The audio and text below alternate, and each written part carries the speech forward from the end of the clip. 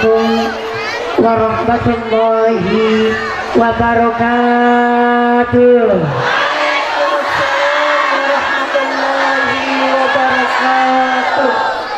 Bismillahirrahmanirrahim.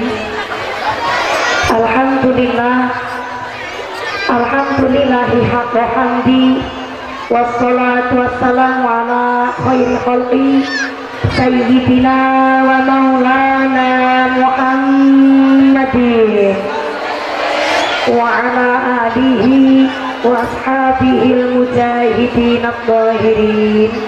Allahumma rabbana taqabbal minna salatana wa siyamana wa ruku'ana wa sujudana wa qu'udana ya Allah ya rabbal alamin. Amma ba'd, hadaratul muhtaramin wal mukarramin, para alim, para ulama, para satid wal ustadzah yang kami hormati dan yang kami muliakan. Wabillahi khas kepada akhinal kiram panjenenganipun Bapak Kyai Abdul Razak selaku MWC Kecamatan Cibitung sekaligus Ketua Forum Masjid Mushola Kecamatan Cibitung yang kami hormati dan yang kami cadung barokah ilmunya. Wabillahi khas kepada akhinal kiram keluarga besar, masyayikh, para tokoh-tokoh ulama, para guru-guru kita di Kelurahan Sukajaya yang kami hormati dan yang kami cadung barokah doanya. Wabillahi khas kepada seluruh para tamu undangan yang tidak bisa kami sebut satu persatu nama karimnya yang kami hormati dan yang kami muliakan. Wabillahi khas kepada aparatur forum komunikasi pimpinan Kecamatan Sukajaya. Wabillahi khas kepada panjenenganipun Bapak Camat atau yang mewakili, Bapak dan Ramil atau yang mewakili, Bapak Kapolsek atau yang mewakili yang kami hormati. Wabillahi khas kepada aparatur pemerintah Kelurahan Sukajaya. Wabillahi khas kepada Bapak Amang selaku Lurah Kelurahan Sukajaya beserta perangkatnya, yaitu seperangkat alat sholat dibayar tunai. Bapak RW, Bapak RT di aparatur Sukajaya yang kami hormati dan yang kami muliakan. Wabillahi khas kepada panjenenganipun Bapak Ketua Silaturahim RT RW Budi Hartono yang kami hormati dan yang kami muliakan. Wabillahi khas kepada panjenenganipun Ketua Jamiyah Hadroh Perhamus Persatuan Hadroh Muslimat Al-Arifah Bekasi. Saya minta tepuk tangan dulu dong buat Perhamus. Makan pepaya dicampur tomat, mangan gurame sambil berlayar. Perhamus tansah semangat karena seragamnya anyar-anyar. Mudah-mudahan keluarga besar Perhamus Persatuan Hadroh Muslimat Al-Arifah Bekasi ditetapkan imannya, ditetapkan Islamnya, ditambahkan ihsannya, dijadikan ibu rumah tangga yang solihah, keluarga yang mawaddah warahmah wasakinah, sumrambah kepada kita semua para jamaah. Amin Allahumma. Wabillahi khas kepada seluruh keluarga besar jamaah Perhamus yang kami hormati dan yang kami muliakan.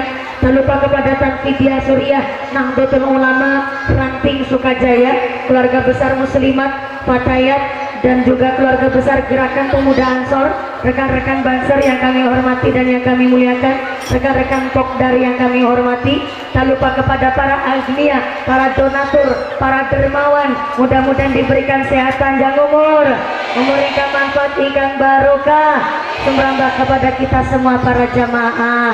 Amin Allahumma. Cepat dapat rezeki, enggal berangkat haji Allahumma. Yang pada cuma ngadeg, moga-moga imannya yang pada jejeg, yang pada duduk lenggang gelasah, yang pada ahli ibadah. Yang lagi sakit moga-moga hilang sakite, yang lagi mumet hilang mumete, yang lagi wudunan hilang wudune, yang lagi punya utang hilang utangnya, yang lagi larang mata moga-moga hilang sakitnya, dikasih sehat walafiat, diberikan sehat barokah. seluruh para tamu undangan, Bapak Haji, Bu Hajah, para calon haji, para calon hajah, warga masyarakat perumahan Gramapuri Persada rahimakumullah. Shallu ala Nabi Muhammad. Gusti Allah dawakeun innal insana khuliqa halu'a. Sesungguhnya pada dasarnya manusia adalah makhluk yang sukanya ngeluh. Dikasih nikmat masih ngeluh, dikasih musibah juga ngeluh, dikasih panas ngersula, dikasih hujan juga ngersula. Giliran dikasih hujan sama panas katanya hujan ketek ngilo, alias orang Sunda bilang katanya hujan poyan. Maka yang hari ini panas-panasan panjenengan muja-muja waktu datang ke keluarga besar Madin TPQ Masjid An-Nur, mudah-mudahan sing padat blopor celake, mudah-mudahan ikut blopor kabeh dosane, amin Allahumma. Mohon izin boleh sambil berdiri, boleh sambil berdiri. Ikhlis ala ma yanfa'uka wasta'in billah wala ta'jiz. Jadi manusia semangat gayuh barang yang manfaat, wasta'in billah. Kalau ada masalah mintalah tolong kepada Allah Azza wa Jalla. Jurkan Nabi titip pesan wala ta'jiz, jangan males, wala ta'jiz, jangan beler, wala ta'jiz, jangan sungkanan, jangan keset, jangan keblok. Maka hari ini Perhamus Persatuan Hadrah Muslimat di Bekasi membuktikan semangat keguyup rukunan. Tepuk tangan buat Perhamus Bekasi, luar biasa. Yang keprok utangnya lunas kabeh. Yang aminya kenceng berarti aminya paling seher, aminya paling banter berarti utangnya paling banyak. Ini gara-gara baru datang disuruh ganti baju.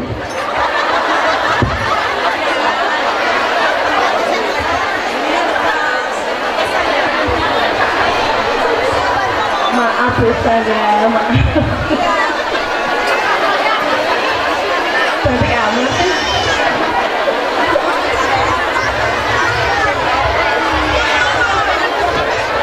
Bentar. Saya 3 hari belum pulang ke rumah. Udah dari hari Jumat, udah dari Serang, udah dari Tangerang, terus tadi dari Karawang. Kita naik jam 10, turun jam 12, langsung dijemput paksa sama panitia. Di sana, di tempat ngaji saya, desanya namanya Desa Cikarang. Dan ternyata panitia ngejemput saya udah di mobil mau nuju ke sini. Panitia bilang, ini panitia dari Cikarang. Saya bingung nih, Cikarang yang mana? Mau seragamnya juga sama-sama warna pink waktu itu. Akhirnya saya mumet, Cikarang. Oh, jangan-jangan amplopnya tadi belum ditampar. Mumet saya akhirnya, sampai sini belum minum babar belah. Langsung disuruh ganti baju. Jadi ya nggak apa-apa, ini mungkin karena jilbabnya belum dicuci. Jadi masih kaku regem.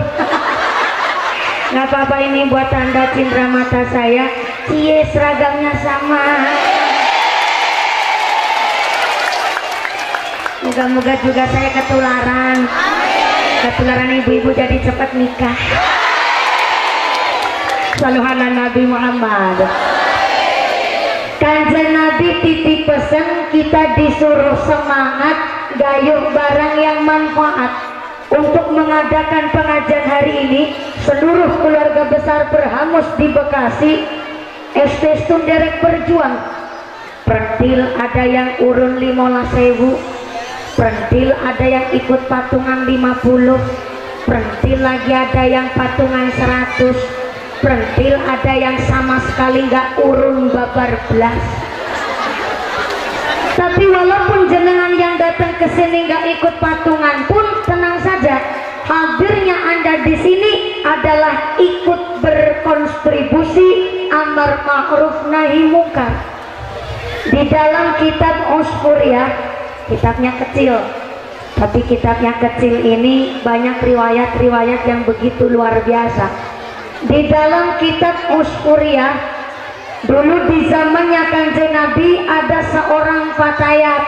Nah, kalau muslimat kan umur 45 tahun sampai umur lansia namanya muslimat. Tapi kalau fatayat itu umur sekitar 25 tahun sampai umur 45 tahun namanya fatayat. Termasuk saya nih, saya termasuk fatayat. Soalnya umur 25 sampai 45, saya di tengah-tengahnya umur 27 tahun namanya fatayat. Cuma fatayatnya gak fatayat kaplak, alias fatayat udah gak kadaluarsa. Ada seorang fatayat di kota Madinah, bapak ibunya telah meninggal dunia wafat. Kemudian fatayat ini satu ketika tidur dia bermimpi. Di dalam mimpinya ternyata bapak ibunya yang telah meninggal dunia berada di lokasi yang berbeda. Di dalam mimpinya sang fatayat, bapaknya berada di sorga, sedangkan ibunya berada di neraka. Ini sangat-sangat kontra, sehingga ternyata fatayat di dalam mimpinya bertanya-tanya, kok bisa kedua orang tuanya di tempat yang berbeda. Ternyata bapaknya berada di sorga, dia sambil ngebawa ceret. Ceret itu wadah air. Cara sini nyebutnya apa ya Bu? Teko. Kalau di tempat saya ada teko, ada ceret. Kalau teko adalah ceret kecil, kalau teko besar namanya ceret. Itu kalau di Cilacap, Jawa Tengah. Maka kalau saya ini teko, Pak Kiai kita di Masjid An-Nur adalah ceret. Jadi kalau teko ngisi air ke gelas bunyinya itir-itir, tapi kalau ceret ngisi air ke gelas bunyinya otor-otor. Nah kalau bocah kecil kan ilmunya belum ada, jadi mumpuni bunyinya itir-itir. Tapi kalau pakai ilmunya banyak bunyinya otor-otor. Tapi di dalam mimpinya sang fatayat, ternyata bapaknya berada di sorga sambil ngebawa teko, dia jadi pramusaji, menyediakan minuman air untuk para penghuni sorga. Dengan senyum yang cerah, wajah yang ceria, bapaknya di sorga sangat-sangat bahagia. Tapi dengan sangat kontra, sang ibu berada di neraka, dan ternyata hanya dengan secuil kain. Kainnya itu sebesar kain taplak. Ibu tahu taplak enggak? Taplak. Nah ini dia. Hanya dengan secuil kain taplak, ibunya di dalam neraka nangkis api neraka. Ditangkis dengan cara pakai taplak itu tadi. Sehingga sang fatayat nangis melihat ibunya sedang disiksa. Kemudian sang fatayat bilang sama bapaknya, Pak, tolong lihat ibu. Lah ibu di neraka, kok bapak senang-senang di sorga? Coba itu ibu ditolong. Ternyata sang ayah hanya tersenyum dan tidak menghiraukan dan tidak peduli dengan anaknya itu tadi. Padahal ibunya sedang disiksa di neraka. Yang akhirnya anaknya ini bingung. Sang fatayat akhirnya kepingin nolong ibunya, sehingga karena bapaknya tidak mau nolong ibunya, sang fatayat mikir, nih jangan-jangan bapak sama ibu saya dulu di dunia gak saling cinta. Orang bapak saya di sorga, ibu saya di neraka gak mau nolong. Akhirnya sang fatayat langsung mau masuk ke dalam neraka, hendak menolong ibunya, tapi baru mau masuk, sang fatayat ini kecipratan api neraka persis di tangan sebelah kanannya. Gara-gara kecipratan api neraka di dalam mimpi langsung kebangun. Barang kebangun ternyata tangan kanannya langsung sengkleh. What is a sengkleh? Sengkleh apa ya? Gimana? Kepleh. sih? Kepleh. Padahal cuma mimpi dia. Mimpi mau nolong ibunya di neraka, malah kecipratan api neraka persis di tangan kanannya. Malah ternyata dia habis bangun dari mimpi, tangan kanannya kepleh. Dia langsung menuju ke rumahnya Kanjeng Nabi. Dia protes sama Kanjeng Nabi, ya Rasul, saya tadi mau tidur, saya ini udah berdoa, bantal udah saya bolak-balik, tapi ternyata saya mimpi begitu amat sangat mengerikan. Lah ke bawah mimpi ternyata ini tangan kanan saya kepleh. Tolong ya Rasul, saya didoain supaya tangan saya ini betul-betul sembuh. Ternyata setelah didoain oleh Kanjeng Nabi, langsung sembuhlah tangan kanannya. Kemudian sang Fatayat menceritakan apa yang di dalam mimpinya terjadi. Ternyata sang bapak di neraka jadi pramusaji, ibunya di neraka, bapaknya di sorga jadi pramusaji, ibunya di dalam neraka lagi disiksa api neraka. Ternyata di dalam dunia bapak ibunya punya amalan yang berbeda. Bapaknya waktu hidup di dunia ahli sodako, seneng jariah, seneng ngasih infak, seneng nyantunin anak yatim-yatim piatu. Tapi ternyata dikala sang suami sedang ahli sodako, ternyata istrinya pasti negor. Jadi ketika sang suami sodako, mesti ditegur sama istrinya. Pas ternyata sang suami mau nyantunin anak yatim, istrinya bilang, sodako terus, gaji sekira. Dadakan harus sombong nyantuni bocah yatim. Ih bu, kok bilangnya begitu? Saya udah nyukupi kebutuhan kamu jadi wong wadon. Di rumah gandum udah saya cukupin, anak udah pada disuruh sekolah, tak uragadin. What is uragadin? Saya modalin. Sampai-sampai gandum aja lebih, bumbu dapur juga lebih. Lah awakmu, saya sodako sama anak yatim kok malah negor, kurang apa saya? Sang istri ngomong, lah kan saya perlu lipstick pak. Lo lipstick juga udah diberi kemarin, ya kan keping lipstick yang baru, kata sang istri bilang. Maka ternyata memang bagi suami yang yasir, seorang laki-laki kepala rumah tangga yang sugih, disebutnya yasir, sebelum sodakoh ke masjid, sebelum sodakoh ke anak yatim-yatim piatu, maka sodakoh suami yang terbaik adalah sodakoh kepada istrinya terlebih dahulu. Paling sederhana sodakoh suami terhadap istrinya, saben isuk ketika suami mau berangkat ke kantor Kuala Lumpur, istri udah disodakoin dulu tuh. Apa sodakonya? Ngecup kening istri 3 kali saben isu. 3 kali. Makanya ibu, bagi suaminya yang yasir, suaminya sugih, ternyata wajib membelikan baju untuk istrinya setahun minimal 2 kali. Nggak harus, bukan bentuknya duit, tapi harus bentuk baju. Itu bagi suami yang sugih. Bagi suami yang mampu, maka membelikan baju untuk istrinya 1 tahun minimal 2 kali. Tapi bagi seorang suami yang ternyata pas-pasan duitnya alias kurang mampu, maka minimal 1 tahun 1 kali. Walaupun udah dikasih nafkah, tetap namanya seorang istri diwajibkan dibelikan baju, karena memang adalah untuk meningkatkan rasa romantis antara seorang suami dan seorang istri. Ibune kalau dikasih dan dibeliin baju kudu siap-siap. Apa tuh siap-siap?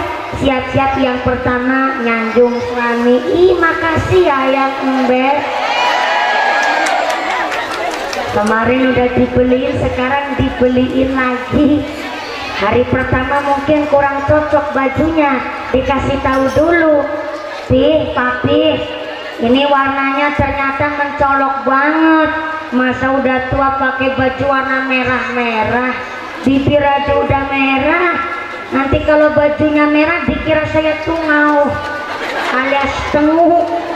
Jadi ini jangan yang merah Pak, besok-besok bajunya warnanya yang soft aja. Dikasih tahu, karena ternyata suami yang membelikan baju untuk istrinya bukan hanya sekedar ngasih nafkah, ini meningkatkan rasa percaya diri, bahkan romantisnya seorang suami istri.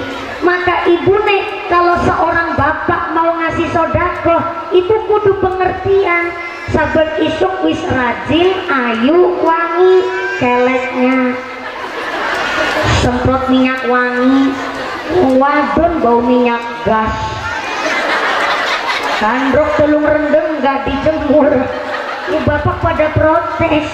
Maka ibu kalau keluar rumah ke Arab-Araban, kalau di dalam rumah ke barat-baratan. Suami pulang dari kantor ditawani dagangan, ayam papi mau ngerasain minum apa? Minum kopi apa minum lako susu? Wedang teh. Gimana ceritanya jadi susu? Tapi karena ibunya bilang susu, saya nurut aja. Mau minum kopi atau minum susu? Bapak ngejawab, saiki kopinya dulu ya boleh, susunya buat ntar malam. Susu kental manis Indomilk. Habis nawani dagangan minum, nawani daharan. Pak mau makan pakai lauk apa? Ini Bu cuman masak lauk tahu sama pupu. Ibu tahu pupu enggak? Apa di sini? Ibu mau masak. Ibu cuma masak tahu sama pupu. Bapak milih yang mana? Saiki. Pupunya dulu nggak Bapak? Tempenya buat ntar malam. Si Bapak pinter. Ibunya masak sayur sama tahu sama pupu, bapaknya milihnya tempe. Tapi yang dimaksud bapaknya, tempenya itu tempe kedelai segitiga. Bentar, di sini ada tempe nggak Bu? Tempe kedelainya kalau di Cilacap namanya tempe contong segitiga. Di sini tempenya segi berapa?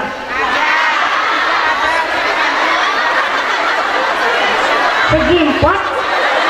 Ya Allah, berarti tempenya lebar-lebar ya orang Bekasi.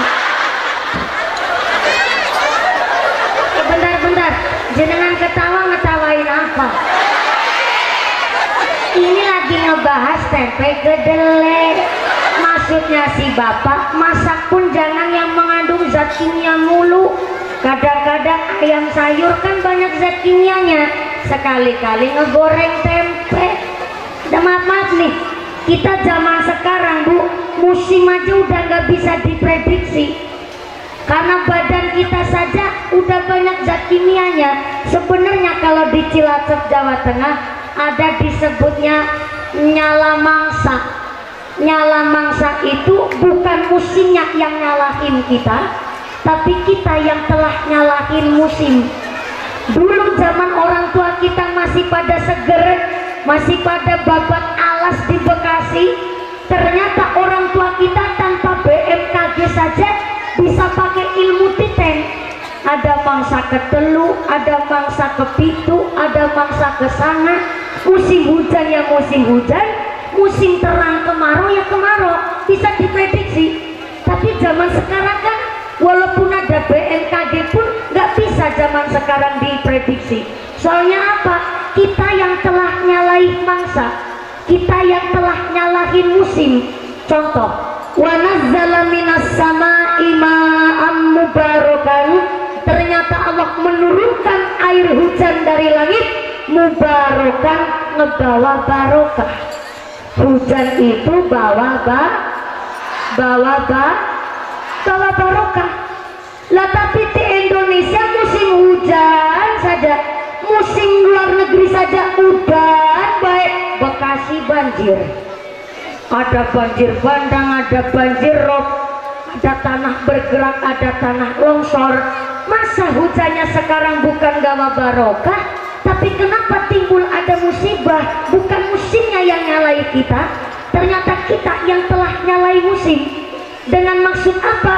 Doharul fasadu fil bari wal bahri bima kasabat aidinas.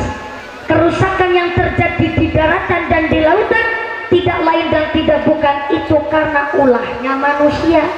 Maka maaf, nun sewu punten, zaman dulu ketika orang tua kita masih pada sugeng, pada hidup, begitu ahli ikhtiar, ahli riadoh, gentur tapak bahasa orang Cilacap. Gentur tapak, mangan longan, turu longan, makannya dikurangin, tidurnya juga dikurangin. Bukan hanya orang tua kita melaksanakan riadoh, melaksanakan tirakat, karena ternyata Kanjeng Nabi adalah satu-satunya manusia yang amat sangat rialatnya, gentur tapane kuat. Bukti nyata untuk contoh kecil, Kanjeng Nabi ketika mau kepingin punya anak, Kanjeng Nabi itu sampai puasa 40 hari. Puasanya 40 hari, tetap sahur, tetap buka puasa. Cuma di dalam beliau berpuasa pisah ranjang sementara dengan Sayyidah Khadijah. Jadi puasanya 40 hari, tetap sahur, tetap buka. Dan ketika beliau berpuasa 40 hari, sementara pisah ranjang sama istrinya. Sehingga di salah satu harinya beliau berpuasa, diutuslah malaikat Jibril datang ke bumi supaya ngebawa makanan dari sorga. Yang makanan ini untuk menu buka puasanya Kanjeng Nabi. Setelah puasa 40 hari selesai, Kanjeng Nabi pulang ke rumah, kepanggil kali Sayyidah Khadijah, dan beberapa waktu kemudian Sayyidah Khadijah hamil, melahirkan seorang bayi perempuan, yaitu Sayyidah Fatimah radhiyallahu anha. Yang diriwayat diceritakan Sayyidah Fatimah putrinya Kanjeng Nabi, cantiknya luar biasa. Jangankan wong lanang, wong wadon, sama-sama wong wadon ketemu sama Sayyidah Fatimah sampai insecure.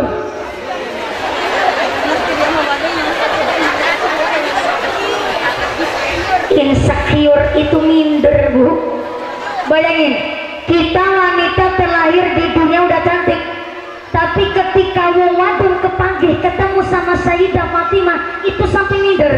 Karena ternyata diriwayat dipun ceritakan bahwa ternyata Sayyidah Fatimah putrinya Kanjeng Nabi cantiknya bukan hanya zahir, tapi cantik secara intelektual, cerdas, berwawasan luas, ilmunya tinggi, daya hafalnya kuat, sampai cerdasnya luar biasa. Maka kenapa kok Sayyidah begitu cerdas? Karena tentu putrinya Kanjeng Nabi. Dan yang kedua, ditirakatin sama orang tuanya. Sekelas Kanjeng Nabi, titelnya maksum, bersih dari dosa, bahkan pangkatnya kekasihnya Gusti Allah saja. Ketika beliau ingin punya anak, beliau berpuasa 40 hari. Maka kita sebagai umat Kanjeng Nabi, apalagi perhamus, orang-orang suka haldro, berarti kan tahu albar janji, tahu riwayat-riwayatnya Kanjeng Nabi. Masya Allah, udulawi gentur tapanya. What is a gentur tapa? Senang riadoh, senang tirakat, senang rialat bahasanya saya. Karena orang tua itu harus ada parenting buat anak. Contoh begini, Bu, sampai belakang sana, assalamualaikum. Masya Allah, jempolnya yang datang banyak banget. Bawa pohon mangga, assalamualaikum. Allahu Karim. Ini ngajinya persis kayak lagi piknik tamasya. Di bawah pohon mangga, duduknya praktis, bokongnya ngelemprak sikile atis. Ikhlas ya Bu ya? Alhamdulillah. Sebelah kiri sono, assalamualaikum. Sampai belakang pojok, halo. Iya, masih sadar? Alhamdulillah. Kebagian snack enggak?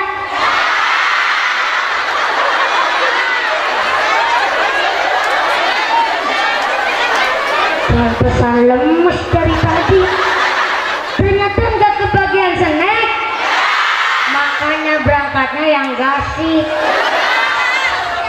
Oh, gasik tetap nggak kebagian snack. Ya maaf Bu, saya makilin Pramus, mohon maaf. Belo-belo juga nggak tahu yang datang mau banyaknya sampai segini. Betul. Walaupun nggak kebagian snack, tapi kan jajan lebihan sisa Idul Fitri masih ada ya Bu. Masya Allah, daging lebihan sisa Idul Adha juga masih. Ya Allah, pertahankan. Di dalam Sarah Riyadus Shalihin dijelaskan, barang siapa meja rumahnya gak pernah kosong, minimal ada 2 toples isi jajan yang enak, tapi diniatkan kanggo nyuguh tamu, buat nyuguh tamu, jangan buat ngemil dewek. Diniatkan setiap saat mejanya itu ada toplesnya. Ini bukan saya yang nyuruh, ini di Sarah Riyadus Shalihin. Jadi meja harus ada toplesnya tiap saat, tapi jajannya yang enak. Soalnya diniatkan buat nyuguh tamu.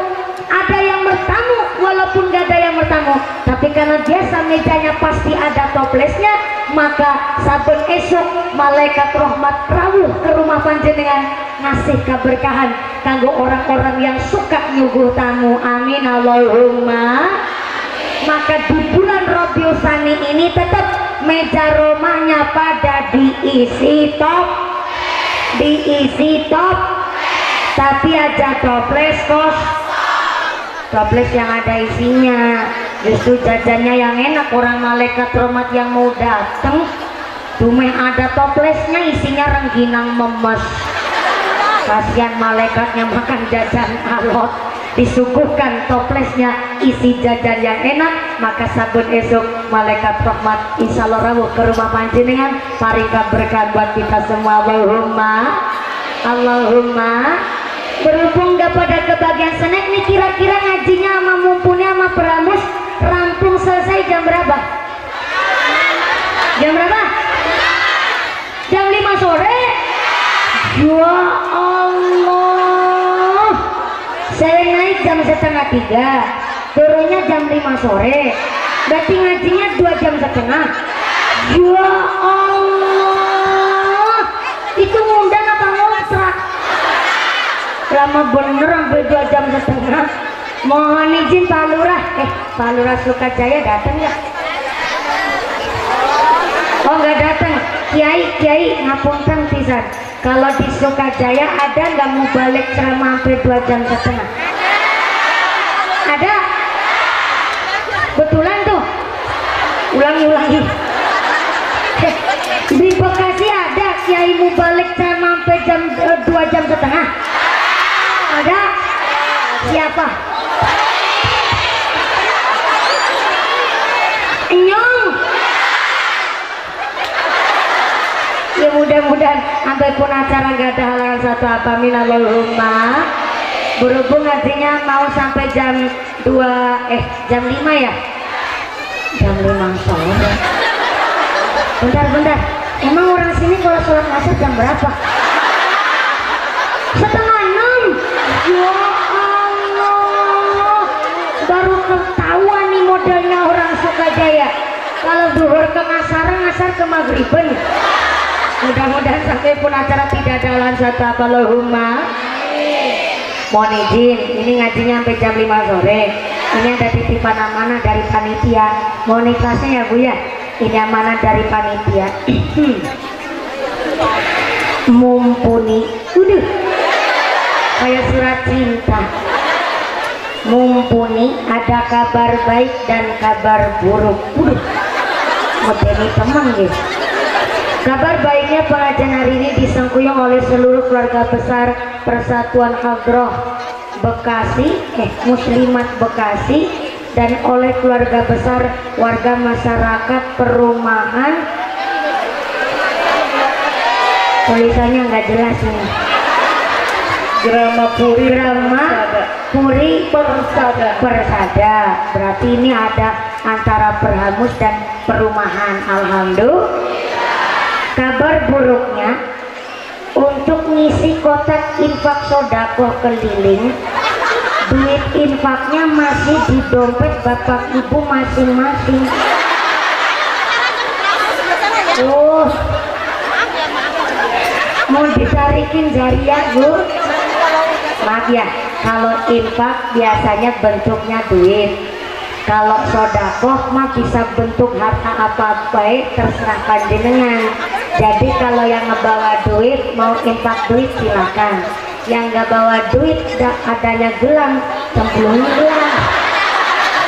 Makanya tadi saya bilang ini infak jariah. Berarti duit ya Bu ge. Duit ya Bu ya. Kalau jenengan ditarikin infak jariah kira-kira ikhlas enggak? Betulan? Seriusan? Ikhlas? Kalau ikhlas mangga ngerogoh sak dompet. Yang nggak bawa dompet utang dulu sama sebelahnya. Besok kalau kamu bisa utang, bapak-bapak silakan merogoh sak katok. Tahu sak katok nggak? Sak celana. Oh berarti kalau yang sarungan nggak pakai celana dong? Ya udah nggak apa-apa serogoh-rogohnya. Mangga, ini kotak infaknya keliling dari keluarga besar jamaah. Saya juga kudu ngasih. Saya juga harus ngasih. Saya ngasih, saya khawatirnya takut dikira Ustaz belajar koni, bisa ngajar atau bisa ngelakoni. Nah jadi harus dimulai dulu dari saya sambil baca sholawat. Yang jadi soang telurnya sebesar telur soang, yang jadi bebek telurnya segede telur bebek, yang jadi ayam telurnya segede telur ayam, yang jadi burung merpati ya telurnya segede burung merpati. Maka yang jadi burung emprit nggak usah memaksakan telurnya segede telur soang, kasihan sampai dobolen, sesuai kemampuan. Dah milih sekarang, ibu-ibu mau jadi soang apa jadi burung emprit? Emprit apa soang? Soang mentalnya orang Sukajaya, mentalnya wong sugih, karena cita-citanya bertelur paling gede. Maka soang telur paling gede, duit paling gede 100.000. Soang 100, bebek 50, ayam 30. Berarti burung emprit berapa? 2.000. Ya Allah jauh banget jaraknya. Ya udah nggak apa-apa, saya kelasnya panjang dimulai dari saya. Saya juga kudu ngasih sodako. Mau nijit kotak infaknya mana? Nah, ini asisten saya. Walaupun ini asisten saya, tapi kan duitnya nyong. Ya mangga sambil baca sholawat, kotak infaknya muter, terus sambil nambah barokah. Sholawat ada Nabi Muhammad. Ya Rasulullah.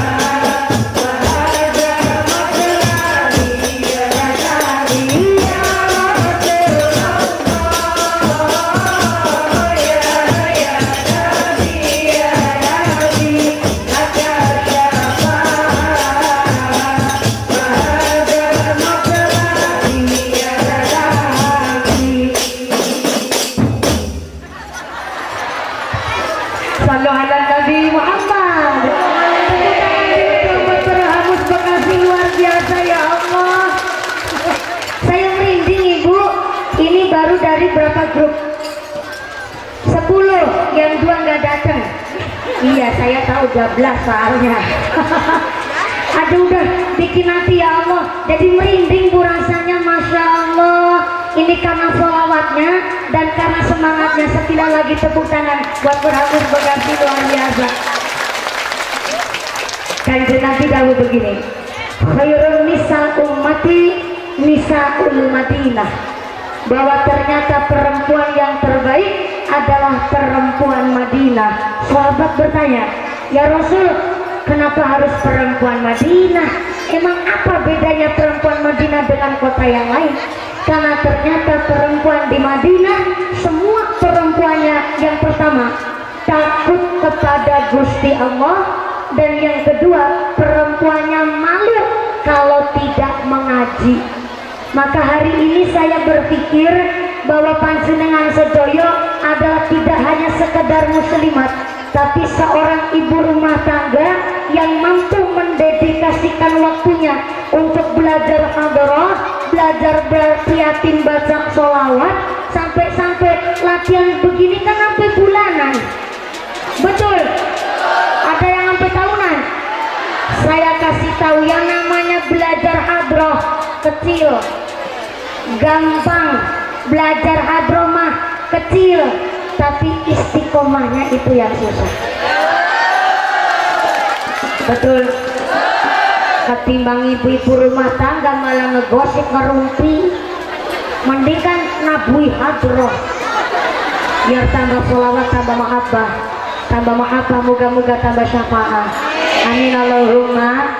Sebelum lanjut, saya mohon izin Pak pengatur sound system, agak berat suaranya soalnya. Boleh nggak kalau suara ehonya dihilangkan? Ya, jangan pakai eho. Nah, begini baiklah. Ehonya dihilangin, efeknya juga dihilangin. Jangan ada eho di antara kita. Jangan pakai efek, apalagi efek samping. Berat banget nih ngomong dari tadi. Kalau begini malah jelas asli, suaranya mumpuni. Betul? Leres? Dari sebelah kanan sana jelas nggak Bu? Alhamdulillah. Sebelah kiri di Serambi Masjid An-Nur jelas? Terima kasih Pak pengatur sound system. Mudah-mudahan sound sistemnya tambah laris, rezekinya murah, berkah, barokah. Amin Allahumma. Ini Hakim ngajinya sampai jam 5 sore. Ibunya kuat sampai jam 5 sore? Kuat? Bapaknya sanggup? Oh, bapak sanggup, ibu kuat, saya nggak ikutan. Nafsi kalau begitu ceritanya. Mudah-mudahan sampai pun acara gawa maslahat barokah. Amin Allahumma. Kenapa saya contohkan dengan hadis Nabi bahwa perempuan terbaik adalah perempuan Madinah? Karena mampu membagi mana kewajiban di rumah tangganya menjadi seorang ibu, dan yang kedua nggak melupakan kewajiban beliau ngaji. Soalnya apa? Takut kepada Gusti Allah. Yang namanya seorang ibu rumah tangga, jangankan seorang ibu rumah tangga, udah punya status single parent, Masya Allah. Orang kuat dikuat-kuat, nah kenapa ngempanin anak yatim? Namanya seorang ibu rumah tangga, Masya Allah, sibuknya ngungkuli presiden, cerdasnya ngungkuli insinyur. Kenapa? Dari pagi sampai pagi lagi, dina-dina isinya pegawaian tok. Saya ulang. Ibu rumah tangga dari subuh sampai subuh lagi, dina-dina isinya pegawaian.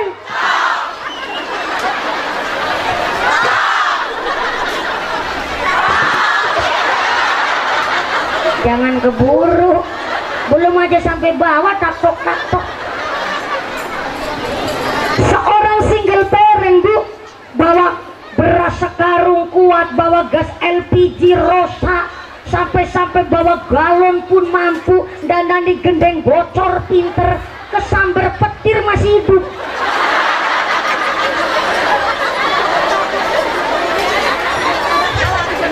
Kenapa?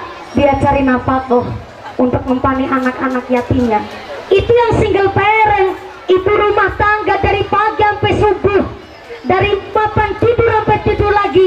Ya rikat-rikat omah ngopeni bocah asa-asa umbai gerabah, umbai pakai bocah sekolah. Bareng capek saya malam mau melumah. Dari mulai habis subuh rikat-rikat umah, dulang bocah, nganter sekolah, anak di sekolah, ibu di rumah, ya masak, ya nyapu, ya ngepel, sampai pekarangan aja bersih semua. Duhur baru selesai. Habis salat duhur koilulah istirahat, wayahnya tidur. Baru juga mau mapan tiduran, habis salat lohor, suami pulang dari kantor Kuala Lumpur. Melihat ibu lagi tiduran, suami bilang, wong wadon digolet na duit isine turu bae kayak kebo. Nggak tahu dia dari subuh sampai subuh lagi dina-dina isine pegawaian. Maka bagi seorang ibu rumah tangga disilet nggak kerasa sakit, babaran sampai 12 kali nggak sakit. Padahal ibu carolas jadi wong kabeh, nggak ada yang jadi mbek.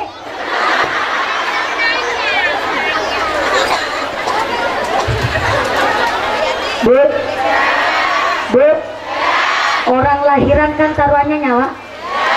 Menurut seorang ibu, lahiran pun yang taruh nyawa nggak kerasa sakit.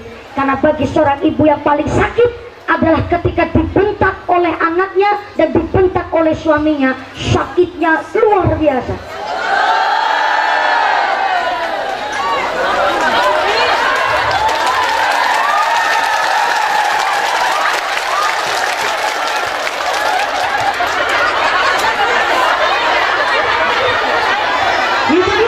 Hidup. Rasanya lagi kampanye ini. Maaf ya bapak-bapak, ini sampean juga salah ngundang kiai. Ini kiainya dari partai PPM, Partai Perempuan Muslimat Sejahtera Maju Merdeka. Disilat nggak kerasa sakit, babaran lahiran sampai 12 kali pun nggak kerasa sakit. Paling sakit pertama dibentak oleh anak. Kalau sampai seorang ibu dibentak oleh anak, rasa hari mau kiamat, langit arep runtuh rasa-rasanya.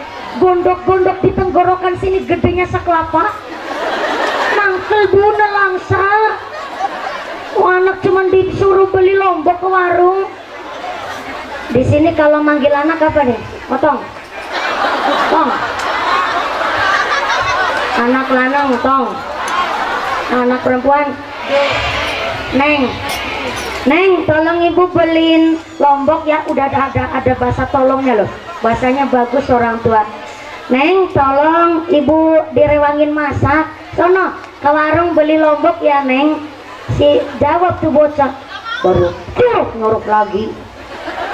Tadi beli kami, sekarang beli lombok. Kalau nyuruh jadi hiji, bentar-bentar nguruk. Gitu tuh bocah ngomong sambil melotot. Ibunya dipelototin, rasa sakitnya luar biasa. Dipelototin aja nelangsa sini, hati keronto-ronto bahasa orang Cilacap. Anak ngomong begitu baru nyuruh si ibu ngejawab, ya Rahman. Punya bocah begitu amat, ya Allah ya kali. Orang mikir kamu ya Allah. 9 bulan 10 hari di perut sini ya Allah. Pas lagi ngidam kue ya Allah, menjaluknya macem-macem. Musim rambutan enggak minta rambutan. Tengah malam nyaluknya kelapa nom. Isuk-isuk jajannya pentol. Barang lahir modelnya kayak kamu ya Allah ya Rahman. Apalagi lagi hamil, bulannya bulan tua. Tidur miring gak kepenak, tengkurap nggak jadi. Langgar wong hamil tidur ambil tengkurap, kasurnya kudu dibolongin dulu. Ya Allah, emang kamu mikir tekan samono. Apalagi waktu lagi ngelahirin kamu taruhannya nyawa, keringet air mata nyampur jadi satu. Malah bapakmu ngone takon, wis keluar apa durung? Wis keluar durung. Kene ngone ngeden sekuat tenaga. Tanya cuma keluar apa durung. Kamu keluarnya susah gara-gara ndasnya gegeden.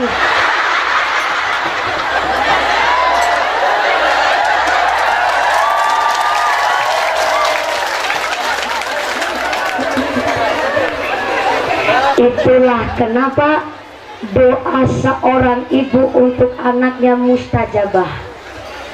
Dari hamilnya saja disebut riyadhah, tirakatnya orang tua kepada anak. Jangankan ibu, bapak-bapak, lihat nih, orang-orang Sukajaya, bapak-bapaknya irang-irang kabeh.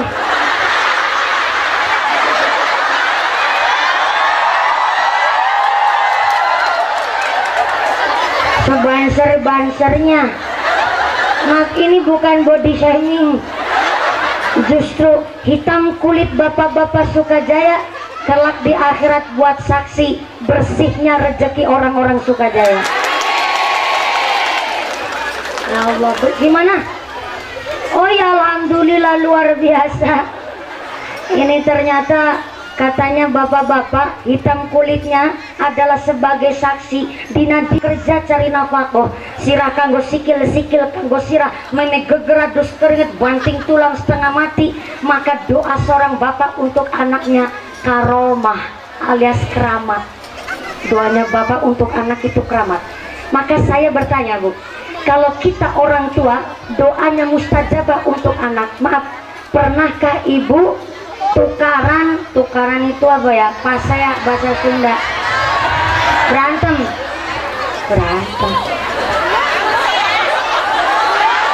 gini, kalau di tempat saya tukaran itu belum mesti adu fisik. Kalau berantem gelut kan jelas adu fisik. Gimana? Cekcok. Bagus bener bahasa orang Bekasi, cekcok. Dia lagi ngecek mic aja, cek. Oh, di sini nyebutnya cekcok. Marahan apa ya? Marahan. Nah, ya. Jadi kalau di tempat saya tukaran padu itu nggak pasti harus adu fisik. Mungkin lagi nggak seprinsip dan lain sebagainya. Marahan. Saya tanya, Bu, ibu pernah marahan sama anak nggak? Pernah?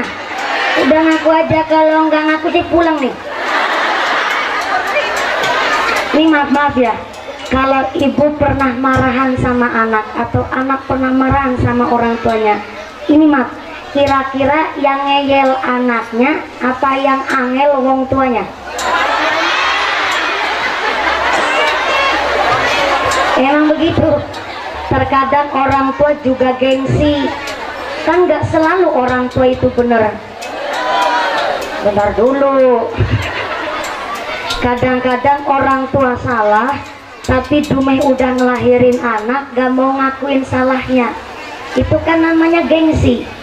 Masyarakat juga ada banyak orang gengsi. Gengsinya di masyarakat. Kalau duit cash belanjanya ke Alfamart, tapi kalau ngutang ngaring warungnya tanggane. Orang sini ada yang begitu. Banyak. Ini malah ngaji ngegosip sampai. Sallallahu ala Nabi Muhammad. Kiai saya bilang begini, Bu, ternyata mulang anak, ngedidik anak sama ngedidik orang tua itu lebih susah ngedidik orang tua. Soalnya kentutnya bocah sama kentutnya orang tua bunyinya beda. Kebetulan kentutnya bocah di tempat Cilacap saya bunyinya saru. Tahu saru nggak? Saru itu nggak sopan. Kalau di Cilacap kentutnya bocah bunyinya saru. Bukti nyata nih, bocah nggak sengaja kepentut di hadapan ibunya. Ibunya yang ngejawab sembarangan. Becujai ora sopan, ngentut di hadapan wong tua, saru, bunyinya saru tuh kentut. Tapi giliran ibu yang berat brok di hadapan bocah, ibu bilang nggak apa-apa udah tua ini.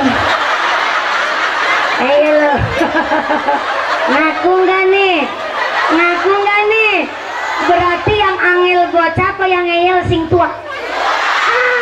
Yang ngeyel yang tua tuh.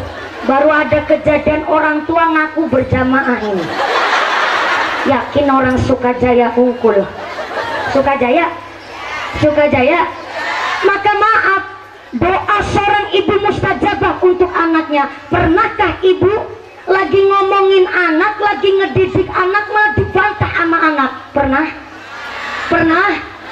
Maaf, mungkin kita orang tua yang kurang riadohnya. Gak melulu salah anak, Bu, tapi kita perlu introspeksi. Kita orang tua doanya mustajabah, lah kok kita ngomongin anak malah dibantah oleh anak? Maaf, mungkin kita orang tua lupa lama gak sholat tahajud. Mungkin kita kurang ngejaga bacaan ayat suci Quran kita. Mungkin kita lama gak sholat tahajud sampai nangis. Mungkin lupa kita belum muasani anak. Apa anak perlu dipuasani? Loh, Kanjeng Nabi aja lahir Senin juga beliau puasa. Bahkan kepingin punya anak, beliau puasa sampai 40 hari. Kenapa? Karena sebelum Sayyidah Fatimah, putra putri Kanjeng Nabi meninggal waktu pas masih kecil bayi. Maka Kanjeng Nabi kepingin punya anak, beliau tirakat puasa. Orang yang ahli riyadhah itu bahasa Arab. Berhubung orang Indonesia ngucap dot itu susah, akhirnya kalau ngucap riyadhah jadi rialat. Maka kalau orang Jawa, termasuk Bekasi kan masih pulau Jawa, Bu. Akhirnya orang Jawa ngucap Ramadan jadi ramelan. Iya, karena ngucap dotnya itu susah. Maka ternyata orang yang ahli riyadhah, mangan longan turu longan, alias suka puasa dan suka qiyamul lail, sholat tahajud, sholat hajat, sholat wudhu, sampai baca Quran di tengah malam, namanya qiyamul lail. Maka sekali dia berdoa asyhadur ruh, saya ulang, asyhadur ruh, doanya itu nyambung sama Gusti Allah. Orang yang sampai sholat tahajud dia nangis meratapi dosa-dosanya, perlu kita berterima kasih kepadanya. Kenapa? Bekasi jauh dari musibah, corona hilang minggat, alhamdulillah. Kita dijauhkan dari bencana, salah satunya adalah berkat wasilah orang-orang yang suka qiyamul lail. Orang yang sholat tahajud, sholat hajat, dia qiyamul lail sampai nangis meratapi dosa-dosanya, dialah orang yang mampu meredam murkanya Gusti Allah. Maka sekali dia berdoa asyhadur ruh, doanya nyambung sama Gusti Allah. Contoh kecil orang tua kita dahulu sebelum Bekasi ini semodern dan secanggih semaju panjenengan, orang tua kita dahulu lahiran persalinan alias babaran itu nggak direwangi, nggak dibantu dokter, nggak dibantu bidan, nggak dibantu perawat, mutlak masih dibantu sama dukun bayi. Zaman dulu pas saya belum lahir, Bu, panjenengan juga mungkin belum ada. Di Bekasi mungkin pun masih ada dukun bayi zaman orang tua kita dahulu, membantu orang persalinan, nggak dibantu sama dokter, nggak dibantu sama perawat. Tapi kenapa walaupun nggak ada rumah sakit, nggak ada puskesmas, cuman dibantu dukun bayi, orang dulu persalinan pada normal, nggak ada yang operasi sesar. Betul nggak? Betul nggak? Nah, ini perlu kita introspeksi. Berarti artinya Allah ngasih rahmat sama dukun bayi. Orang bantu persalinan itu taruhannya nyawa. Maka di daerah kami ada satu ungkapan, dukun bayi sampai nggak sholat, dukun bayi kok sampai meninggalkan zikir, maka doanya tambar alias luntur, nggak ampuh doanya. Maka di tempat kami hanya direwangi sama dukun bayi saja, persalinan normal. Dukun bayi yang ngucap, ya Allah ini Sartina mau babaran, ya Allah ngedenya rada angel, tolong ya Allah ini Bu Sartina dikasih lantaran, dikasih wasilah, babarin yang mudah-mudahan lancar gangsar ya Allah. Al-Fatihah, ngucapnya aja Al-Fatihah, Bismillahirrahmanirrahim. Alhamdulillahirabbil alamin. Ar-Rahmanir-Rahim. Ucapnya aja Ar-Rahmanir-Rahim. Ketawanya jangan ngece sampean. Pada walaupun orang dulu ngucapnya Ar-Rahmanir-Rahim, tapi karena ahli sholat, ahli puasa, sehingga dia ngucap Ar-Rahmanir-Rahim, asyhadur, doanya nyambung sama Gusti Allah. Dia membantu orang persalinan ngucap Al-Fatihah, babar,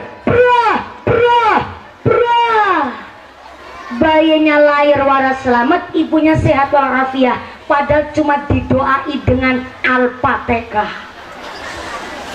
Kalau orang dulu nurut sama dukun, bayinya selamat, setelah lahiran 40 hari nggak boleh keluar rumah. Temenan dilakoni 40 hari nggak keluar, sekali keluar cantiknya luar biasa. Jangankan tetangga, suami sendiri aja pangling. Maka orang zaman dulu bahasanya ilmunya titen. Setelah lahiran maka betul-betul terpancar sifat jujurnya. Tapi habis lahiran kok nggak jujur, lah makan sambal ngakunya enggak. Maaf ya, yang mencret bayinya. Tetap nggak ngaku, nyatanya bayinya yang ada biji lombok. Tuh uniknya di situ tuh. Kalau hanya seorang ibu menyusui anaknya, kok ibunya makan sambal, anaknya mencret, itu wajar. Tapi mawi ada biji lomboknya tuh Bu. Allah karim, masuknya lewat mana coba? Lu zaman dulu habis lahiran kan nggak dijahit Bu, cuma dimasukin aja. Set. Dimasukin pokoknya lah. Susah amat ngajinya. Nggak dijahit, cuma dimasukin, nggak pakai jahit-jahitan. Masya Allah. Maka dukun bayinya ngucap habis lahiran, maka jidatnya diolesin yang namanya kunir Bu. Zaman dulu Isami dipilih nyebutnya. Ya Allah, orang Jawa pantesan tahu dipilih. Oh niki kebanyakan orang Jawa kabeh. Ya iyalah, Jawa Timur sampai Jakarta sampai Serang Banten aja masih Jawa. Dipilih jadi diolesin kunir Bu. Uniknya Masya Allah, barokah pertolongan dari Allah. Nggak pakai dijahit, yang dipilisin kunir jidatnya, yang kering jalan bayinya. Yang ketawa yang paham aja nggak apa-apa. Saya ulang ya. Uniknya zaman dulu kan nggak dijahit habis lahiran, yang dipilisin kunir jidatnya, yang kering jalan jalur bayinya. Jalur bayi keluarnya susah amat.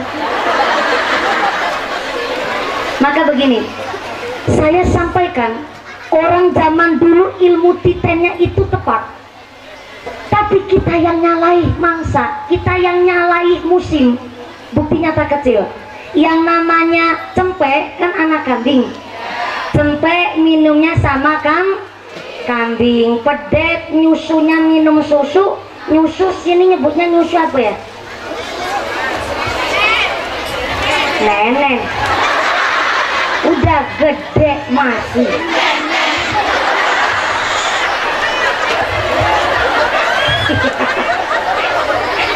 Kalau di Cilacap nyebutnya nyusu. Nyusu di sini neneng. Udah gede masih jomblo.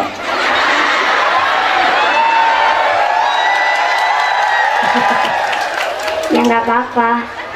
Ibu ketawanya kayak Nina banget sama saya. Mau gimana lagi Bu? Saya masih ngejar cita-cita soalnya. Saya kan umurnya 27 tahun, berarti kan masih muda kan? Udah muda apa udah masih muda apa udah tua?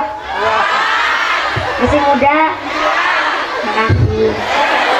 Yaman lah 27 tahun. Cita-cita saya yang pertama, saya masih ngejar sekolah saya masih lanjutin S2 di kampus kami di UIN Saizu, Universitas Saifuddin Zuhri di Purwokerto, program S2. Mohon barokah doanya.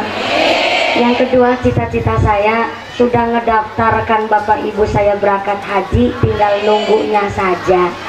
Maka mohon doanya, ini karena memang baru berangkat umrohnya aja hadiah dari Indosiar, Bu.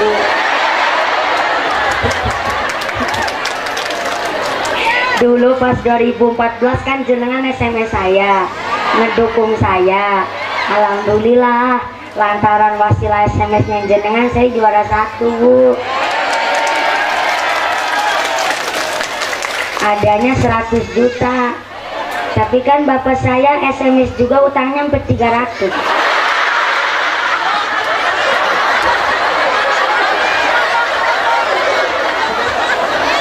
Jadi pulang dari juara, duit 100 juta habis buat nyarutang aja masih kurang. Akhirnya masih kurang 200. Terus saya bilang sama bapak ibu saya, Pak, Kiai saya bilang walaupun duit hadiahnya itu habis buat nyarutang, tapi ada berkahnya. Apa berkahnya mumpuni? Kata Kiai saya, Pak, berkahnya saya akhirnya dikenal sampai orang Bekasi Sukajaya. Begitu. Akhirnya walaupun habis buat nyarutang, tapi kan umrohnya 1. Akhirnya bu saya dulu, mas saya yang disuruh berangkat sama saya. Bapak saya protes begini, lah aku kan yang ngedidik kamu mumpuni, masa kamu dapat hadiah umroh malah mas dulu yang berangkat? Iya Pak, kan bapak yang ngajarin saya surga di bawah telapak kaki ibu. Iya. Udahlah nggak apa-apa, bapak ikhlas. Ini ibu saya dulu yang berangkat. Terus saya ngucap, Pak, kalau ada rezeki giliran bapak yang berangkat umroh. Saya ngucap begitu, diaminkan. Lah ternyata amin bapak saya diijabah. 2017 lomba lagi saya. Juga nggak tahu diundang yang tingkat Asia. Kalau di 2014 kan yang nasional, pakainya SMS. Nah kalau yang 2017 Asia itu mutlak dari penilaian Dewan Juri. Alhamdulillah nggak terlalu modal banyak, Bu. Yang tingkat Asia mutlak dari penilaian 4 negara, Dewan Jurinya dari 4 negara. Alhamdulillah juara siji lagi, Bu. Juaranya dulu, keproknya sekarang. Alhamdulillah saya dapat hadiah 150 juta dan umrohnya 2. Nah 150 juta buat nyarutang yang dulu habis sudah, masih kurang 50. Tapi alhamdulillah udah saya genepin semuanya, udah disarutang. Tapi kan umrohnya 2, yang tadinya cuman bapak saya, sekalian saya berangkat pas 2017. Jadi memang masih baru berangkat umroh, udah ngedaftar, tinggal nerima panggilan aja sih. Ini makanya Pramus yang pengertian seringnya lagi buat ngumpul-ngumpulin.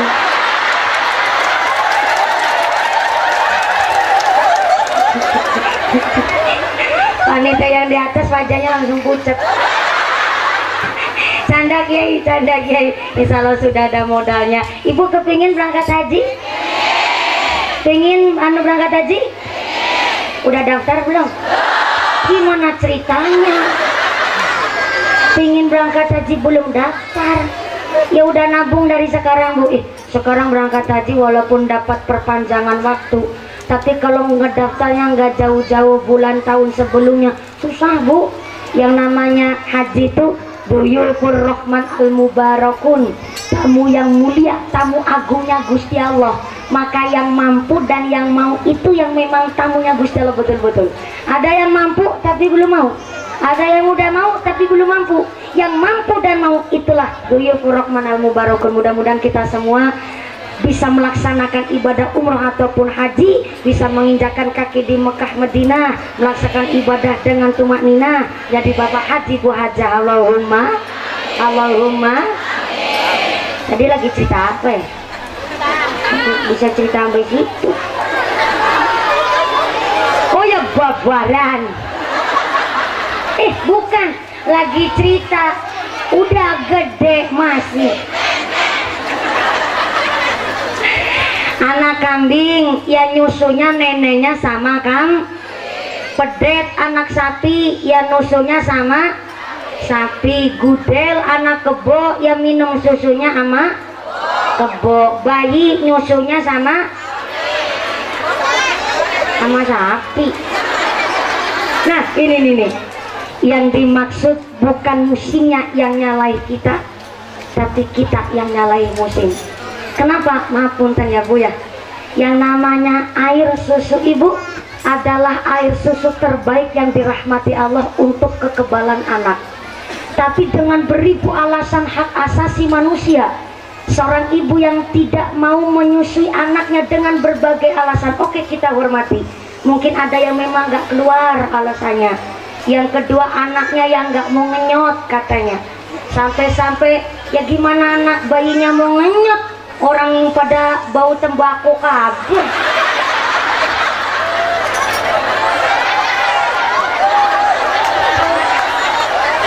Tuh kan, bukan musim yang nyalai kita, ternyata kita yang nyalai musim.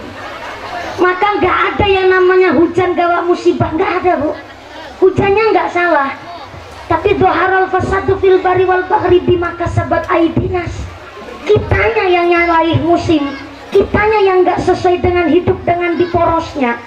Maka maaf punten non sewu, zaman dulu serba pakai yang namanya herbal, yang ternyata zaman sekarang herbal tapi isinya zat kimia. Anak-anak kita ya diimunisasi ya obatnya luar biasa. Dan zaman dulu nggak ada imunisasi, dulu nggak ada yang namanya vaksinasi. Tapi nyatanya orang dulu masya Allah umurnya panjang-panjang. Baca Quran saja nggak pakai kaca sambung, jalan aja semerintil. Ibu tahu semerintil nggak? Cepet jalannya, cuma pakai jarit. Tahu jarit yuk? Cuma diblebetin. Blebetin. Pakai rok hanya pakai jarit, pakai baju bayak, diselendangin. Orang dulu cantik-cantiknya luar biasa, terpancar auranya yang begitu positif. Nah zaman sekarang ya gemuk sih, yang gemuk jangan tersinggung ya Bu ya. Ini bukan body shaming. Kita gemuk karena kita makmur, tapi makmurnya kita jangan sampai kebablasan. Kadang-kadang banyak orang gemuk nggak ngaku. Banyak orang gemuk nggak ngaku, sebenarnya saya ngakunya dikit. Nggak sadar dia, pegang HP ngemil, sambil tiduran ngemil, nonton TV ngemil, pengajian kehajatan malah kesempatan. Begitu dia ngomong saya makannya dikit. Ini gemuk kan gara-gara suntik KB.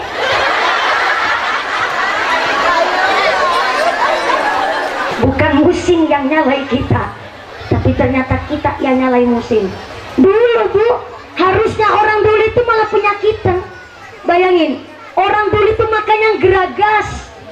Tapi orang dulu karena senang tirakat, masya Allah, ada pesawatnya Belanda lewat, kiai kita hanya pakai sorban. Apalagi orang Betawi terkenal tuh, ada pesawatnya Belanda lewat, ternyata kiai kita, orang tua kitanya pakai sorban. Sorbannya dikasih doa, bismillah, Allahu Akbar, sabetin ke langit, makput, pesawatnya Belanda jatuh. Ketawanya nggak percaya banget Ibu.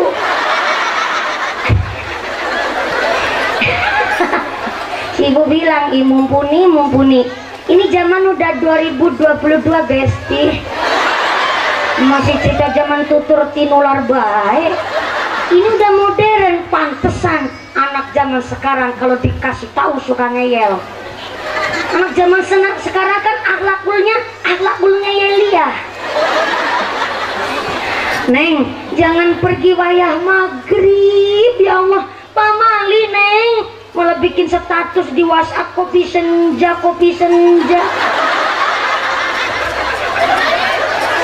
Maghrib itu wayahnya berangkat ke Langgar, ke musola, siap-siap sholat jamaah. Jangan pergi-pergi masa wayah maghrib ya Neng. Pamali, ibunya bilang pamali, si anak jawab Allah, mitos. Ibu tahu mitos enggak? Mitos sama dengan pret. Tuh, mitos sama pret itu buat ungkapan bantah omongannya wong tua. Zaman sekarang Bu ya Allah, anak dikasih tahu ngeyel-ngeyel banget, padahal maghrib kita nggak boleh bepergian, bukan hanya pamali, tapi Kanjeng Nabi yang tahu di dalam hadisnya, waya maghrib setan, jin, iblis keluar pas waya maghrib. Kenapa keluarnya pas waya maghrib? Setan paling senang bertempat di lokasi yang gelap, kotor, najis, kosong dan nganga. Itulah kenapa kalau wayah maghrib, betul, kosong nganga. Jenengan ngetawain apa Ibu? Ih, tahu nganga enggak? Sini mangap. Kalau mangap berarti ada mingkemnya tuh. Kalau nganga kan mangapnya terus. Contoh begini. Orang tidur tanpa sadar itu dia mangap. Ya enggak? Secara psikis, makanya kenapa kalau di tempat kami di Pulau Jawa, di Jawa Tengah khususnya, bayi kok tidur wayah maghrib malah disuruh dibangunin. Habis dibangunin terus dipang. Di sini juga sama. Pertahankan, karena itu bukan hanya omongan orang tua kita, itu ngendikan Kanjeng Nabi. Orang tidur wayah maghrib itu setengah dasar.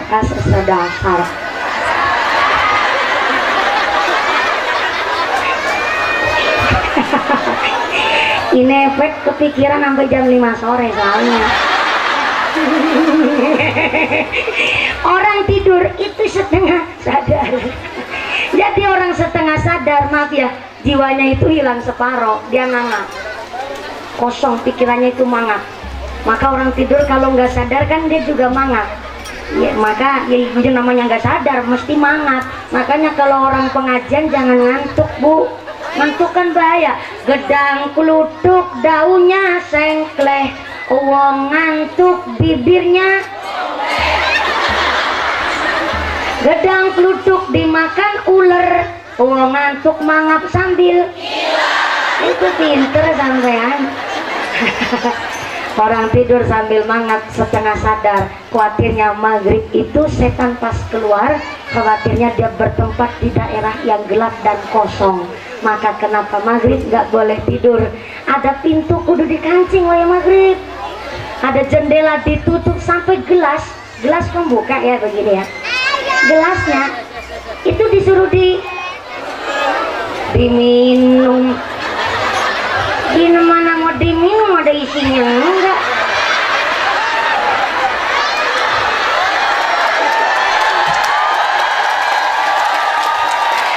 Enggak, ini saya enggak protes Bu, justru ini malah sengaja panitianya ngasih contoh.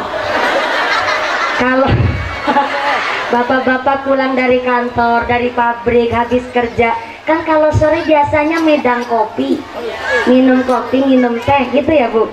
Nah kadang-kadang lupa, habis minum teh dia gelasnya kosong nganga begini, ditinggallah sholat maghrib. Ternyata Kanjeng Nabi bilang kalau wayah maghrib sampai gelas saja kosong begini disuruh ditutup. Oh enggak sih, nggak mau minum enggak, tenang saja, terima kasih. Gimana mau minum orang segini banyak memperhatiin mumpuni kabeh. Ya beginilah Bu, resikonya jadi wong ayu. Bercanda. Shallallahu ala Nabi Muhammad. Jendela ditutup, ada gelas kosong disuruh ditutup, tudung saji kok melompong aja harus ditutup, ada mangkok letak disuruh ditengkurepin. Soalnya apa? Khawatir wayah maghrib buat nanggung setan. Tapi anak zaman sekarang dikasih tahu begitu, jawabannya katanya mit alias pinter banget.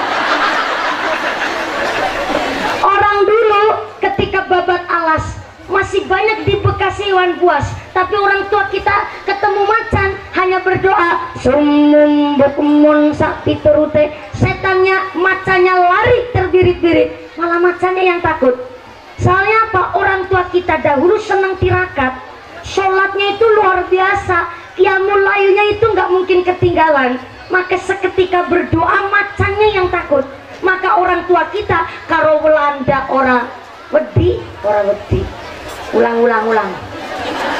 sama Belanda nggak takut, sama Jepang yang nggak takut, sama meriam Belanda nggak takut, sama granatnya orang Jepang nggak takut. Tapi kita zaman sekarang udah makmur, jenengan sama emping melinjo malah pada takut.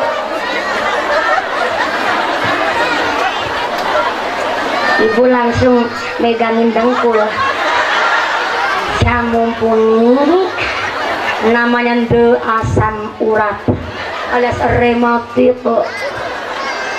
Ayo kita mikir bareng-bareng Bu.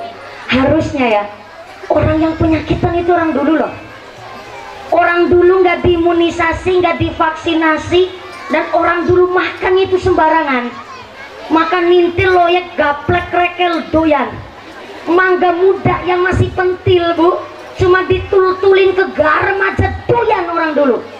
Makan jagung sejanggel-janggelnya.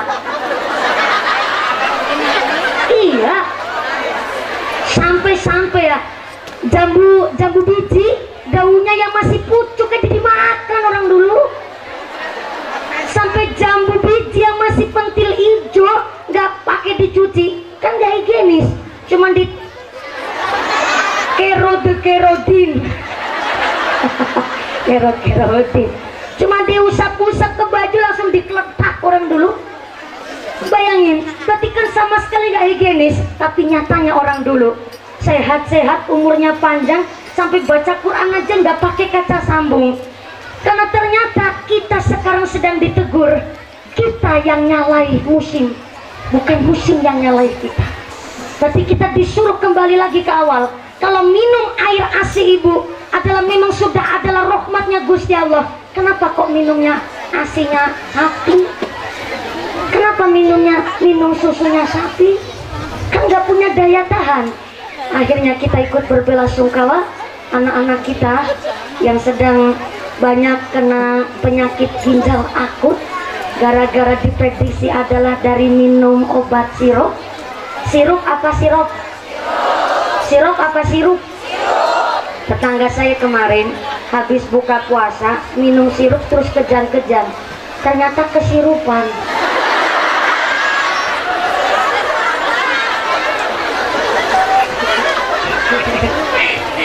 Soalnya sekarang lagi ditarik lagi oleh pemerintah dan BPOM itu ternyata obat sirup ternyata masih ada yang banyak mengandung zat-zat yang kurang legal, sehingga kita berpikir lagi kita harus kembali ke zaman dulu. Sekarang kan badan kita penuh dengan zat kimia. Ya Allah, saya udah vaksin aja 3 kali. Ibu udah vaksin berapa kali? Ada 1, 2, 3. Ada yang udah 3. Masya Allah, mesti gara-gara BLT sama PKH. Oh enggak. Itu karena kewajiban sebagai warga yang baik, betul?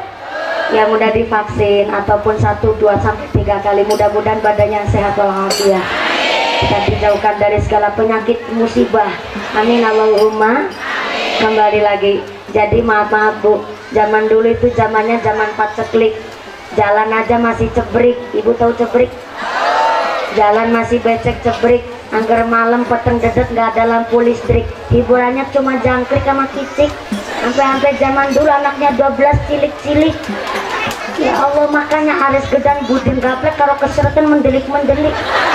Bajunya kerunggoni tanpa benik, badannya gatal kena penyakit gudik. Kurang dulu Bu.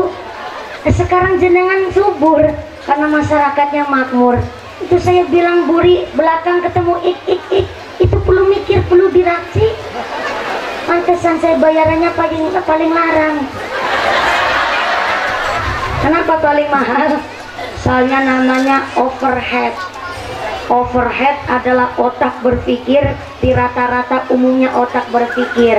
Jadi semuanya juga bisa Bu, tergantung overheadnya itu mau apa enggak. Contoh ini, yang nabur rebana ini overhead, mau berpikir lebih. Yang lain ibu-ibu kalau repotnya yang luar biasa, walaupun ibu juga sama repotnya, tapi overhead mau bekerja lebih, otak mikir lebih, dan nutuk begitu, nutuk nabung. Kuncinya ada di beduk. Salah ketukan saja udah hancur yang lain. Betul? Betul? Overhead nggak? Overhead, ada berpikir lebih. Maka perlu diapresiasi ibu-ibu kita hadroh dari Persatuan Hadroh Muslimat Bekasi. Tepuk tangan dulu dong buat ibu-ibu kita yang luar biasa. Dan saya sukanya dari masyarakat sini, Masya Allah, jilbabnya juga syar'i semua. Gak ada yang repot digubut ke belakang sampai bros diputer lagi sebelah kiri.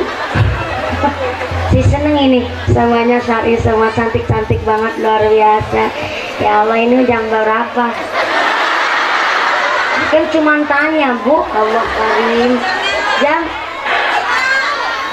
3. Jam 3. Jam 3:30. 1 jam lagi. 1 jam lagi. Saya duduknya di sini lupa. Mau duduk bingung saya. Yang lain tua semua soalnya. Iya, ini adab Bu. Santri nggak boleh sampai nyalain adab. Kalau sampai santri nyalain adab, ilmunya nggak manfaat Bu.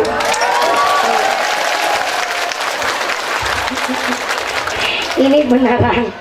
Lanjutnya sampai jam 5 sore. Di dalam kitab Ghunyah. Ini betulan, nggak percaya tanya sama Pak Kiai. Di dalam kitab Ghunyah, di zamannya Sayyidina Abu Bakar, ada salah satu manusia meninggal dunia.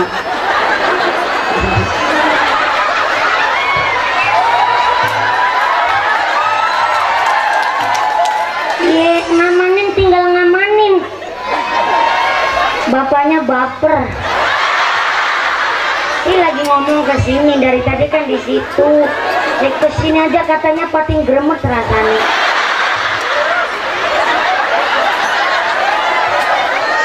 Belum juga disenggol. Udah setrumnya tinggi banget nih Pak Kodar. Masya Allah, ganteng banget. Ini ya, gondrong rambutnya Pak Kodar itu digunting itu nggak bisa Bu. Iya, karena ahli rialat. Sampai cincinnya aja sekeong-keong tuh. Dilihatin dulu Pak, kalau nggak percaya. Cincinnya sekeong-keong. Tuh cincin ada isinya. Bukti nyata, kalau buat nyetok angkot, angkotnya berhenti. Kan ada isinya. Di situ baper, saya pindah ke sini aja. Shallu ala Nabi Muhammad. Di dalam kitab Ghunyah,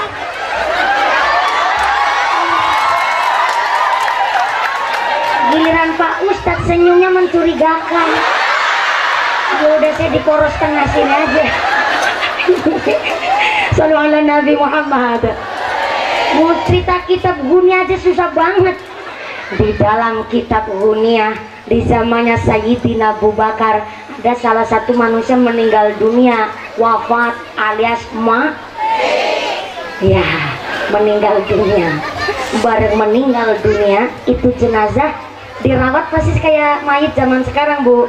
Ya dimandiin, diulesin. Tahu diulesin nggak? Ditaruhin kapas itu. Kami nyebutnya diulesin. Diulesin di kain kafan itu, terus dimasukkan ke kasuraga. Kasuraga itu keranda mayit. Keranda mayit sini nyebutnya apa? Dalam?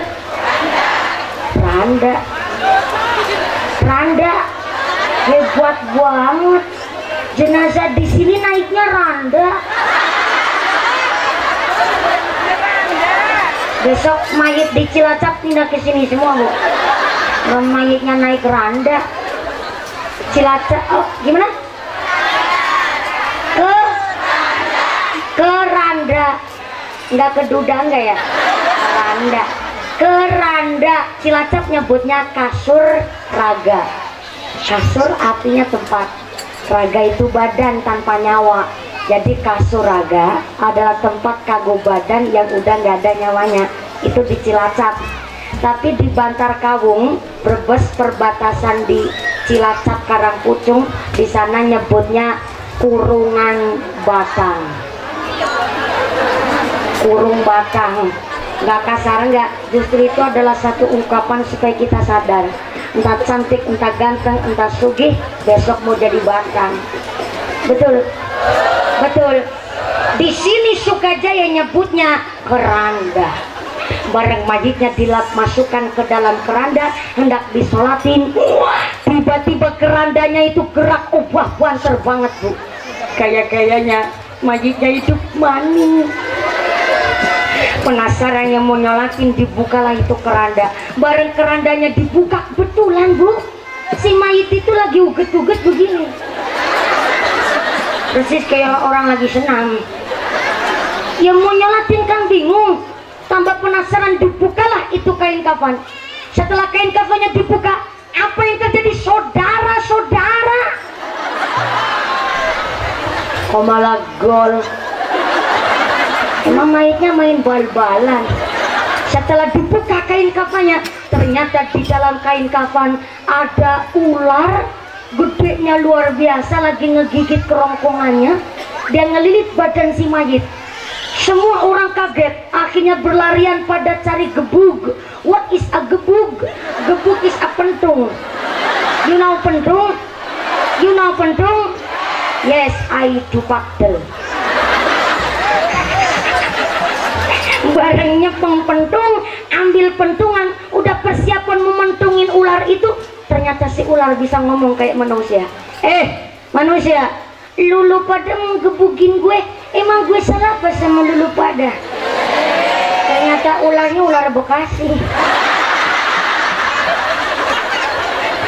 Kaget ya mau ngegebuk, ya Allah, ular. Kamu bisa ngomong kayak manusia? Ya, saya ular, bukan sembarang ular. Saya ular utusannya Gusti Allah. Saya diutus oleh Allah untuk ngegigit ini lehernya si mayit, karena mayit ini waktu lagi hidupnya sudah dengar azan, tapi dia tidak mau langsung melaksanakan sholat, alias udah manjing waktunya sholat, dia masih nunda-nunda tanpa ada hajat alasan tertentu, dia suka nunda-nunda waktunya sholat, maka digigitlah.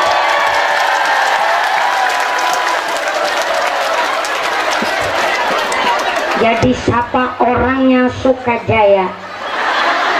Udah waktunya azan, bahkan denger azan, kok nggak mau langsung melaksanakan sholat, besok matinya dicokot ular gede banget. Jadi 4 orang seberapa? Ya kan bok sampai digigit ular bu, memang nggak ada urusan. Orang saya musafir. Musafir dapat fasilitas. Kalau jenengan kan bukan musafir, perjalanannya belum di atas 85 km, jadi saya aman.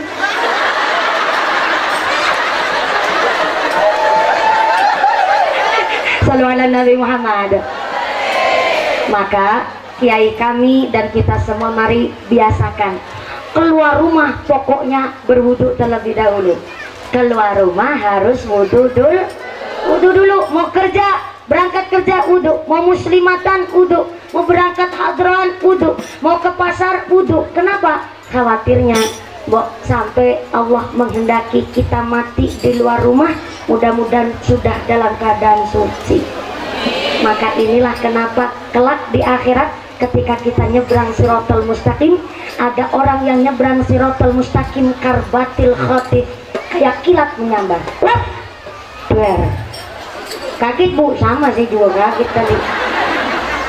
Karbatil khotif, seperti kilat menyambar. Siapa dia? Nyebrang Siratal Mustaqim begitu cepat adalah orang-orang yang masjidnya belum adzan, dia sudah persiapan wudhu. Jadi contoh nih, ada masjidnya baru toanya bunyi kradak-kradak, belum adzan, Anda langsung ke kamar mandi jenengan wudhu. Nah, kelak di akhirat Anda berhak nyebrang Siratal Mustaqim seperti kilat nyamber. Langsung dapat surga. Allahumma. Tapi ada yang nyebrang Siratal Mustaqim naik pesawat jet pribadi. Mantep apa mantep? Keren apa keren? Keren. Princess Syahrini kalah. Princess Syahrini kan pesawatnya dari Indonesia sampai Amerika, dari Amerika balik Amerika. bagi orang-orang yang masjidnya adzan, Anda wudhu. Jadi wudhunya barengin masjid adzan, maka kelak di akhirat Anda berhak nyebrang Shiratal Mustaqim, naik pesawat jet pribadi, Allahumma.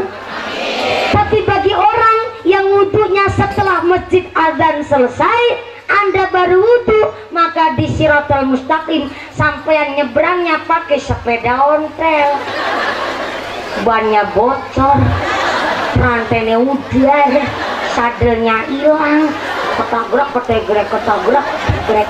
Tapi lumayan, masih ada yang dinaikin soalnya. Ada yang nyebrang Shiratal Mustaqim dia berlari kenceng. Kenapa dia berlari? Gara-gara di dunia udah denger azan sampai masjidnya iqomah baru wudhu. Akhirnya di rumah wudhunya gugup, kesusalis keburu-buru, langsung berangkat ke Masjid An-Nur. Jadi dunia lari, di akhirat masih lari. Tapi alhamdulillah sampai juga di surga, cuma agak lama dikit. Ada yang lebih parah, dan nyebrang Shiratal Mustaqim sambil ngesot, dilarak, dicambak rambutnya oleh malaikat. Siapa dia? Orang-orang yang sudah dengar azan tapi tidak ada niatan untuk berwudu dan tidak ada niatan untuk sholat. Maka kelak nyebrang Shiratal Mustaqim, dicambak rambutnya, diseret sambil ngesot oleh malaikat. Na'udzubillahi min. Udah sekarang milih mau ngesot,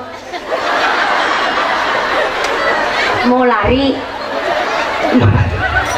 mau naik sepeda ontel, apa mau naik pesawat? Naik pesawat? Ngimpi. Kurang sekarang aja jam 4 kurang seperempat kok mau naik pesawat. Telat, ibunya juga ngebelek, muadzinnya masih di sini. Benar, muadzinnya belum adzan. Ternyata nunggu mumpuni selesai, alhamdulillah. Jam 2:04 saya naik, ini ternyata jam 4 kurang seperempat betulan, Bu. Saya takut ular segini banyak ngegigit ini semua. Sehingga tanggung jawab soalnya. Udah 3 hari soalnya, Bu, saya belum pulang ke rumah. Besok pagi paling sampai rumah. Nanti habis sampai rumah besoknya lagi udah ngisi pengajian Senin pagi di Wonosobo. Iya, hari begitu alhamdulillah. Saya itu kalau ngaji 1 hari minimal 3 kali, maksimal itu sampai 4 kali. Cair.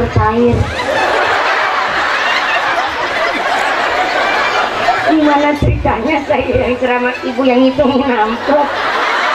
Ya Allah ya Rahman, kalau itu adalah satu doa, mudah-mudahan cairnya saya buat sanggup ibadah. Amin Allahumma. Maka punten sangat karena memang ini dibagi waktunya. Saya tadi bilang sama ibu-ibu perhamus supaya saya sampai di situ langsung naik saja, supaya waktunya juga efisien. Saya kalau nunggunya terlalu lama ya malah saya capek. Cuma itu tadi, saya nggak tahu kalau saya itu disuruh ganti baju. Harusnya pas lagi ngejemput saya di sana, biar nanti di perjalanan udah siap dan bisa ngacak dan lain sebagainya. Ini kan nggak ngaca, Bu, ya Allah.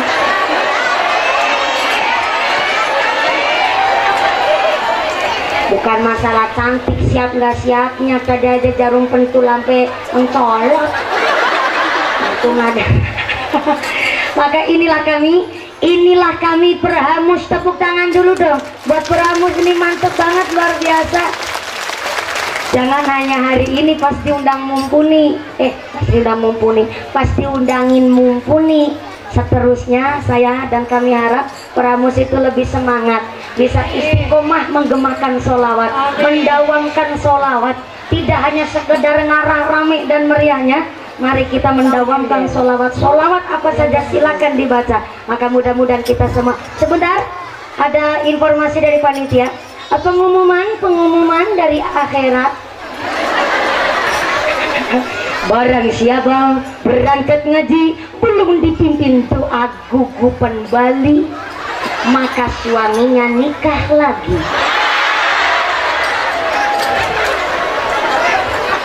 Saya harap masih duduk dengan santai, Ibu. 2-3 menit saja. Saya pun akan tetap di panggung sini. Dan mari kita mengaminkan doa yang nanti akan dipimpin langsung oleh Bapak Kiai. Saya tidak mampu memimpin doa karena pindah yang pertama saya santri, yang kedua saya belum dapat ijazah dari Kiai kami. nekat apapun saya belum mau untuk sampai memimpin doa. Maka saya harap kita tabarukan ngalah barokah, kita minta ziyadah doa wasilah dari para kiai-kiai di desa, di kelurahan Sukajaya, khususnya perumahan Grama Puri Persada. Maka terima kasih Pramus, mudah-mudahan kita semua bisa bertemu lagi di lain kesempatan. Kita ditetapkan imannya, ditetapkan Islamnya, ditambahkan ihsannya, diberikan sehat panjang umur, umur yang manfaat yang barokah, diberikan guru yang soleh-solehah, pungkasan yusak bisa husnul khatimah. Amin Allahumma. Doa terimanya langsung oleh Romo Kiai Ali Ridho Sumangga.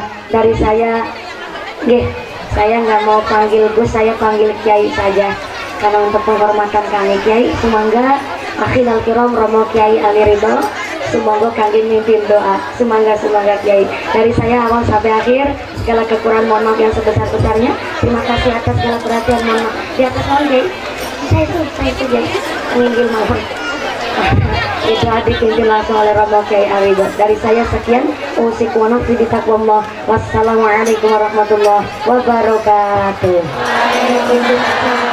Sallu ala nabi